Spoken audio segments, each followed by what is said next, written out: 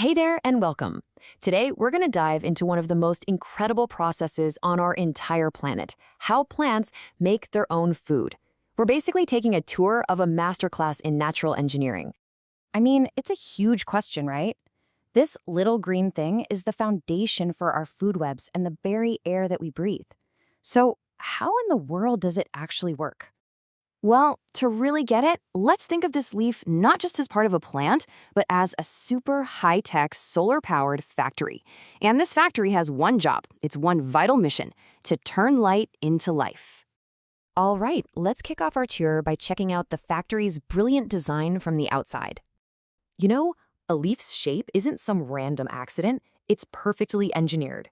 Its big, flat surface is like a giant solar panel, designed to catch as much sunlight as it possibly can. It's also incredibly thin, which lets sunlight and gases get to every single cell inside, fast. And you see that network of veins? That's the factory's plumbing, bringing in water and shipping out the finished product. Okay, so we've seen the outside. Now imagine we could shrink down and actually step onto the factory floor. Looking at this cross-section, you'd see this bustling, super organized interior with all these different departments, and each one has a very specific job to do. And believe me, this factory is brilliantly organized. Up top, you've got a transparent, waxy cuticle that acts like a protective wall. The main production floor is the palisade layer, and it is packed with all the machinery. Underneath that, the spongy layer works as a kind of ventilation system, and way down at the bottom, we find the stomata, the busy shipping and receiving dock. Let's zoom in a bit on those docks and that plumbing system. The stomata are basically tiny pores that open and close to let carbon dioxide in and oxygen out, and they're controlled by these amazing little things called guard cells. At the same time, the internal plumbing, the vascular bundles, contain the xylem, which brings water up from the roots, and the phloem, which ships the sugar that's been made out to the rest of the plant. Okay, so we've toured the factory's layout. Now, let's get into the secret recipe, the actual blueprint for how everything is made. You know, what's wild is that the whole operation runs on surprisingly simple ingredients. The factory's power source? Sunlight. The raw materials? Carbon dioxide, which it just pulls from the air, and water, which is delivered by the xylem. And the little workstations where all the magic actually happens are these tiny green organelles inside the cells called chloroplasts. And of course, this whole process has a name you absolutely know: photosynthesis. Literally, it just means making with light. It is the fundamental process of turning simple, raw materials into energy-rich food. And here it is, the master formula. The really crucial thing to get here is what goes in and what comes out.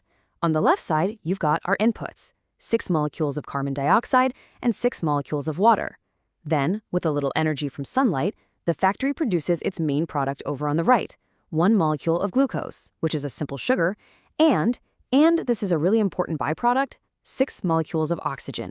Hey, I really hope you're enjoying this tour of our little green factory. If you are, this is a perfect time to hit that subscribe button for our channel, Spot Work Learning, and go ahead and give this explainer a like. It really helps us make more of these for you.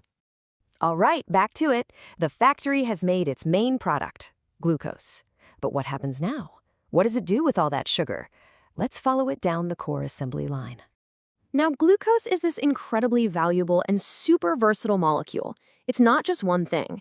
Think of it as the starting point for pretty much everything the plant needs to do, from getting instant energy to building brand new parts.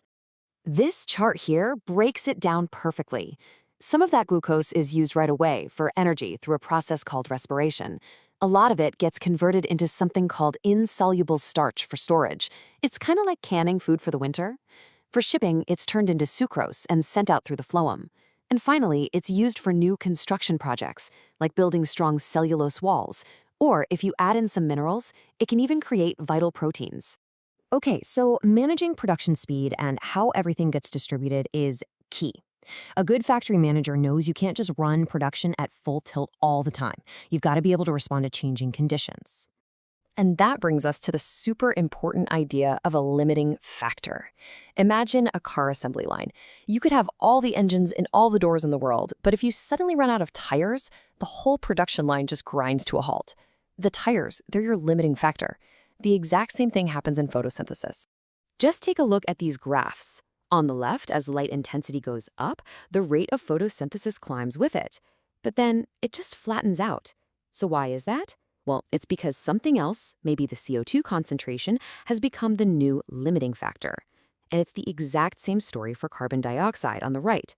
The bottom line is, the factory can only work as fast as its scarcest ingredient allows. Temperature is another huge control lever here.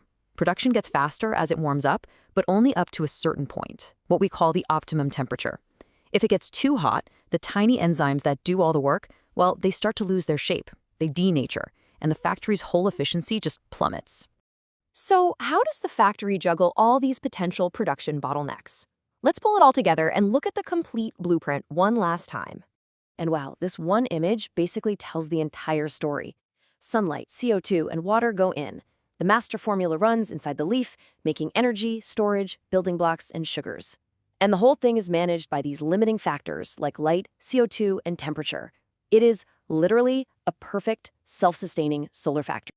So when you really think about it, this tiny green factory, repeated billions and billions of times all over the globe, powers our entire planet.